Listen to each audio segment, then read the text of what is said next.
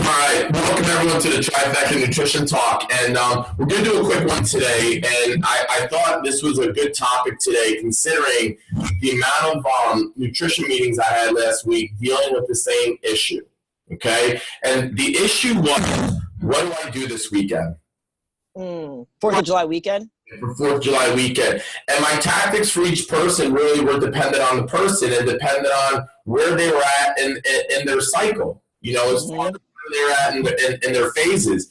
And me personally, like, you know, what I did this weekend is I don't really drink, so I didn't really drink any alcohol, but I knew that my wife, because her great nutrition coach scheduled a cheat day for her, a higher So then by default, it became that kind of day for me. And I was okay with it. And I wanted to plan around it. So what I did was I just took my trusty berberine, probably pretty much all day. And All day.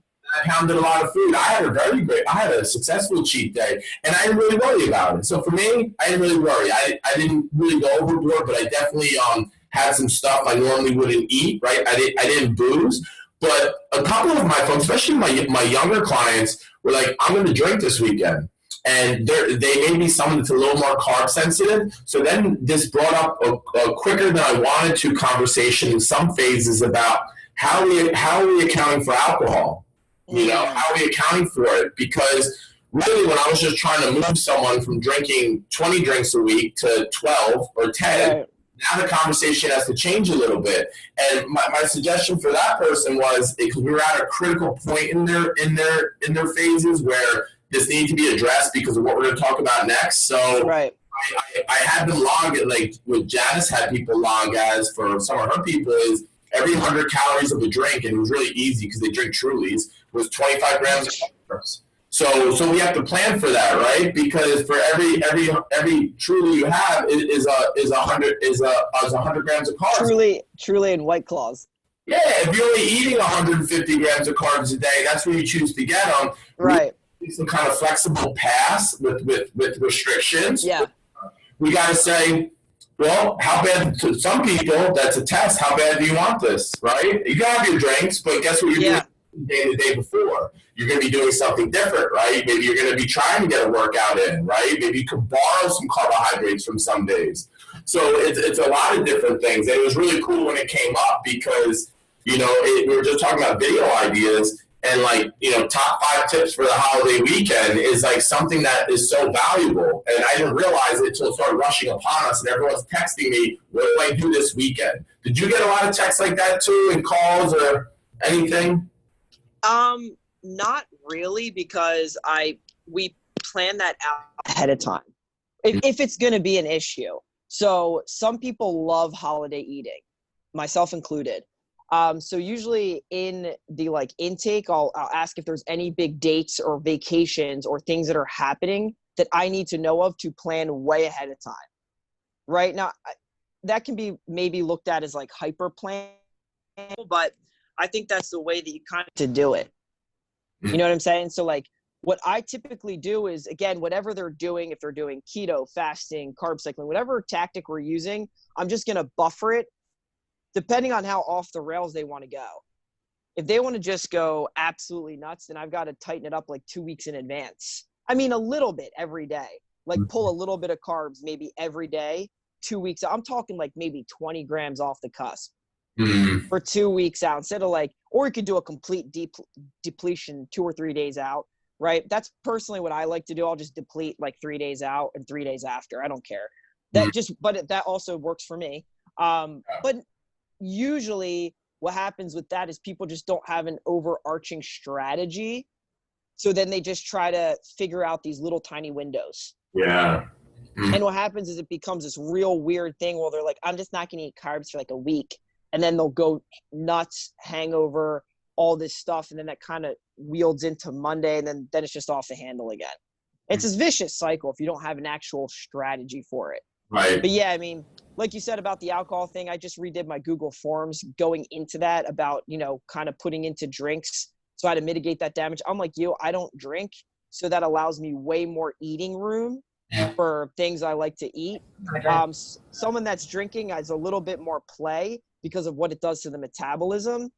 So that's always, I mean, it's a tough thing with alcohol. Really, just in my opinion, it just can put such a wrench into things when it doesn't need to be there. I think the Trulies are a good way to go. I actually like straight up Guinness too. It's actually not very high in carbs, and you can't drink a lot of them. I think there's like 2.6 grams. Really? Yeah, 2.6 grams in a big thing of Guinness. I mean, you can get pretty full on that. Yeah. It's actually somewhat nutrients. It's not been effed around with. Like, again, listen, man, Truly's, White Claws, I've got all clients that are on that, and I've got a lot of clients that just do Guinness, and to be honest, they do better on that because they can't pound them. The only thing with Truly is they taste like sparkling water. And if I'm dehydrated out in the sun, you can't like pound a Guinness. Yeah. You know, it's like literally slows you down. You get kind of full. I'm like, yeah, 1 or 2, I'm good. Truly's, I could easily drink 8 of those. Yeah, you're right. Yeah, for sure. I could pound those. Yeah. Oh yeah, and I like you talk about how you personally account for stuff, and I'm one that if I know it's going to happen, like there is some depletion measures that you can do that aren't like crazy, you know what I mean? And we've also got a comfortable handle on some fasting protocols, so we know how to get in and out, which is also something we should be going over if that's what they're doing, you know. Yep. Going over with our clients. Janice had funnel cake. I mean, that's all she did. On Sunday night. She had funnel cake. That's not even bad. No. That's not even bad. She probably did like 100 push-ups right before. No, I count for the carbohydrates so that she can use them. No, I didn't work out at all Saturday, Sunday, or yesterday, which is like odd. I mean, I was on the beach walking and playing with my kids, all that kind of stuff. I did eat, but I didn't go like crazy. Funnel cake. I had funnel cake on Sunday night, and I was like solid with that. But yeah. I had clients that I've been working with. We've been doing. I'm working them in during the week to the next steps being a little bit more flexible because Saturdays seem to be the day for my clients, whether it's a holiday or not. Mm-hmm. That's the end of their work week, and they always have something going on. Yeah. So I didn't really do anything different with them this week, but we kind of do the checkbox of things like, okay, Saturday's coming. We know that we're going to be drinking. You know, try to put if you're tracking, try to put your drinks in ahead of time. I need minimum 100 ounces of water and 100 ounces of protein.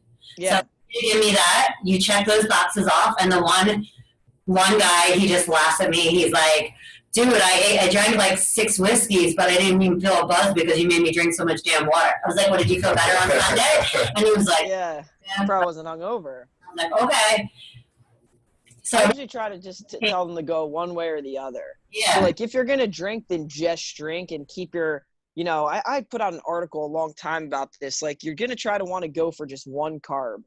Yeah. Like if you're going to do it, just do it in one area. Like if you're going to have cake, just have cake, but then don't have wine too. Yeah. If you want to just get shit-faced, then just drink Trulies, but then eat pretty clean. Eat fats, proteins, and vegetables. Right. That's like the in my mind, it's like the easiest way to like separate the water for people. Mm-hmm. It's like I call it like eating is cheating when you're drinking. Yeah. So if you're gonna drink, I'm talking like cheat foods. If you're but that's also very hard to do. Yeah. So if you're hammered, my susceptibility of eating a piece of pizza is like very high. Oh yeah. I'm just gonna go F it. I don't care. I'm going to have this pizza. It tastes delicious right now. That's the thing. If you've got a good mental construct and you can drink and stay on point, then that works for you. Yeah. I think most of the clients are not drinking at 12 o'clock in the afternoon. They're at like 5 o'clock. So yeah. You can have a good morning. You can hit all that protein. Right. And yes. The other thing is like, okay, so we're tracking those as carbs. For most of my clients, I'll be tracking those as carbs. For some of them, maybe I will be tracking them as fat, but for the majority of them who are a little bit more carb sensitive, we're tracking those as carbs. So I'm like, okay, well, you're going in carbs that day, we're going to go carbs all day. Like, so you pre-plan it out in like the FitPal. Yeah, so like that's a smart idea, and then adjust it accordingly. I'm like, how many drinks? You're going to have 5 drinks? Okay, so like, yeah. If we were going to start managing your carbohydrates, and we're going to say that's your refeed day. almost. Okay, so your Saturday's your refeed. Well, then you know what? You're going to have your carbs as your drink. Let's hit your protein, but then let's keep our fats down and let's just hit carbs. Let's at least have it be a day that's going to be like get through the alcohol. You know, that has some metabolites, but why put tons of fat in there? So if you want to be able to do this every weekend, let's at least get some carbohydrates that are going to be a little bit faster. Metabolize after the alcohol, then that fat. So that's going to be your refeed, you know. And then Sunday we come back to like baseline moderate, and then usually starting in the beginning of the week we're pulling back a little bit, and then Thursday we're putting in a little bit lower of a day to kind of get you ready for that. And I take it a little. So I like the pre-planning, and I love mapping out your cheat day. Like most people know what they're gonna have, like about what there. Like I know what I was doing. I knew where I was going to order food from. I knew what I was going to get. I also knew that I was going to go out and get ice cream, which we didn't get to do. I'm very disappointed. But I knew I was going to get that. And then here's the other thing. They're like, well, where does exercise fit in, right? And here's what I like to do with exercise. And I could be way wrong on this, but here's why here's my why I like it, right? So client goes down to the beach on Saturday. Should I exercise that day or no? And here's what I say. I say if you plan on just drinking, right, and drinking is going to be your choice, I'm going to say no.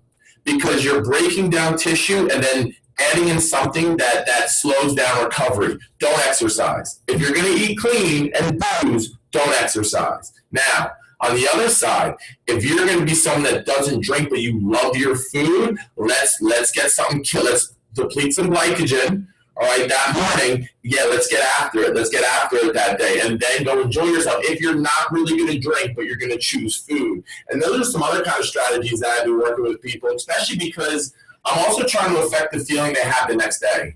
Yeah, that's like because working out exhaustively, which most people do, they punish themselves before they drink and eat, and then it's so much worse the next day. So much worse. Yeah. So it's like. Again, you got to talk to waters with what are you choosing as your poison, and then also how are we dealing with it? Non-exercise, where it may just be some fasting protocols, non-exercise, or is it going to be just some lighter eating with some glycogen depleting workout, and then let's go eat and have fun. Let's go have like boatloads of sushi. Let's eat some pizza. Let's go do that. You know, so. Those are just, these things just came up and I haven't really employed them in a while, and it's like just refreshing now with the holiday weekend.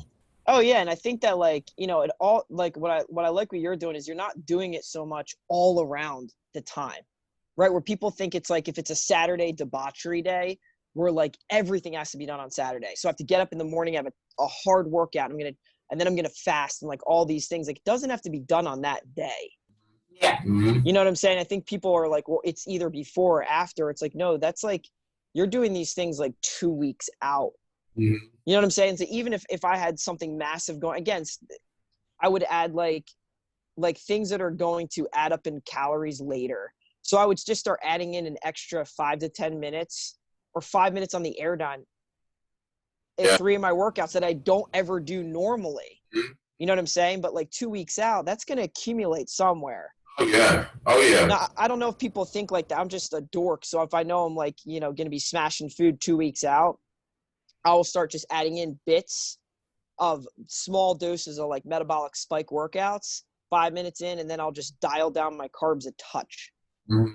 Yeah. And it's very non-aggressive and my body doesn't go nuts, but it gives me a big, because I'm doing things I normally don't do.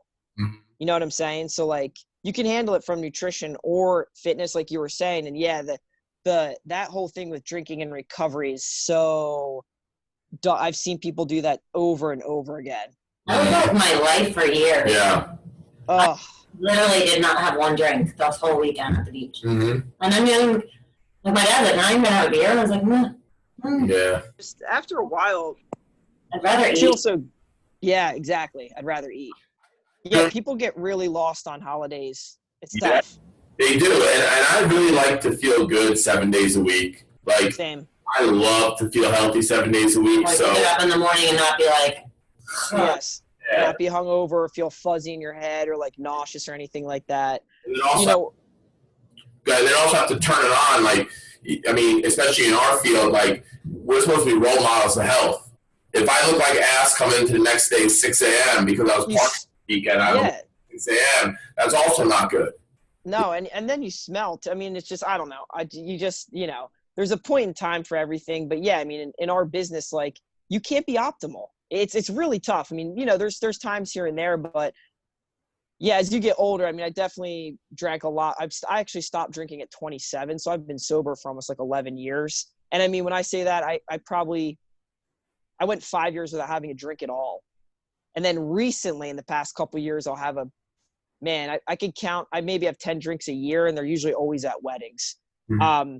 That's just for my own personal, like, it just doesn't work with my system. Yeah. I remember I hit 27. I'm just like, I think I'm done. Mm-hmm. I like retired from rugby, got serious about my business. I'm like, and alcohol's going out the door. And I just kind of never looked back. But I noticed how much of actually, and this might be slightly off topic, how much of a business advantage it was. Yeah. Strangely, in so many performance areas where, like, my friends were going out and getting bombed, and I was waking up ready to go on Saturday. Or like, I don't drink in business meetings because I don't want to make a bad decision. Yeah. Like, do you know what I'm saying? Like, so many people kind of slur or mess up when they just get too intoxicated, right? So, like, in my mind, I've seen it as like a performance benefit in so many ways. Yeah. You know what I'm saying? But like, I know it's like completely off the topic of nutrition, but health is all encompassing, right? But yeah, like, over time, as you get older, the effects of alcohol in your system are lingering and longer and harder. It's harder to bounce back. It really is. It is. Well, I also think the choices you make the next morning, like when you absolutely. The first thing, like, you might wake up in the morning and drink a couple glasses of water, but the first thing you're going to crave is sugars. It's just inevitably the first thing you want to do. You're going to, and it could be, you need to soak up the alcohol, or you just need to feel good. It's like your body just craves the sugar. It hates it. And the fats, or like a fatty, greasy, like, sandwich, and then you feel like crap about yourself, and you lay on the couch and end up watching Netflix all day.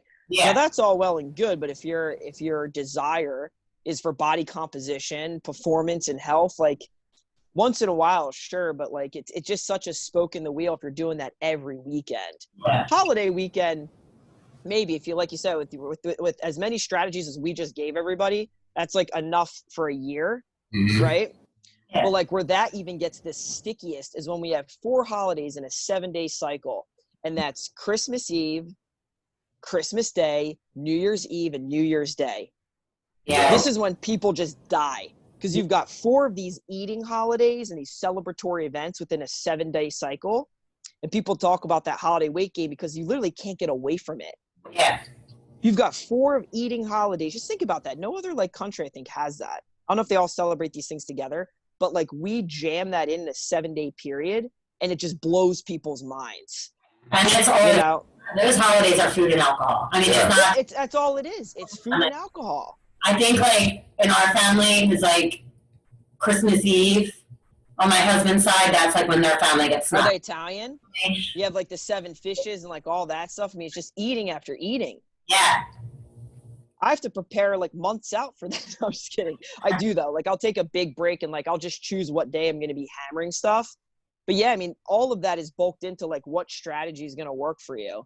Are you going to fast? You're going to drop your carbs? You're going to add a little bit more cardio? And I think there's so many ways you can go about it. And that's why I think people like need nutrition coaches, is to help them manage the best thing for them is to get like an outside source. Yeah. And just to tell you what to do, to have a game plan, because you don't know if your plan's any good or if it's not working and you're not losing weight and body composition. You need somebody else to take a observer look down and be like, hey, like, why don't we try this for this holiday situation? Like, man, I was able to like navigate, and that's like being social. Yeah. Like, I want to go hang out. I don't want to be looking at food the whole time being like, I can't eat that cookie. Like, that gets in my head. Oh, yeah. You know what I've enjoyed the most, I think, about with coaching is getting clients from saying, what do I do, to, hey, this is my plan. Is there anything else that I should be thinking about? So that's where I feel like all my clients now are getting to. It's like, hey, we talked about this. This is my plan. Is there something I'm missing? And I'm like, dude, that's responsible. Now you're like, all right, my boxes that we talked about, all right, they're checked. But is there something I'm missing here that I could be doing better? And then I'm like, yes, this, that. And then the next time they're like, okay, now I checked 4 boxes rather than the 3.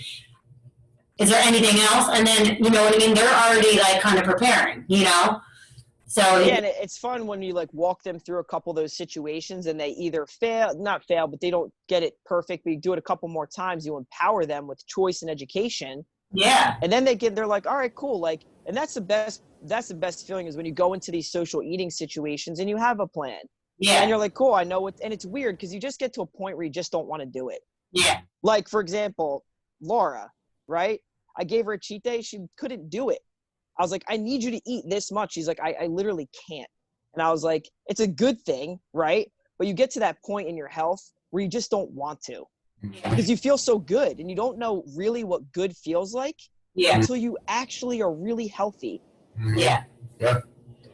Totally. Totally. And you don't want to derail it. Exactly. So I know we all have things to do at 2:00. I'm going to go do some sumo deadlifts.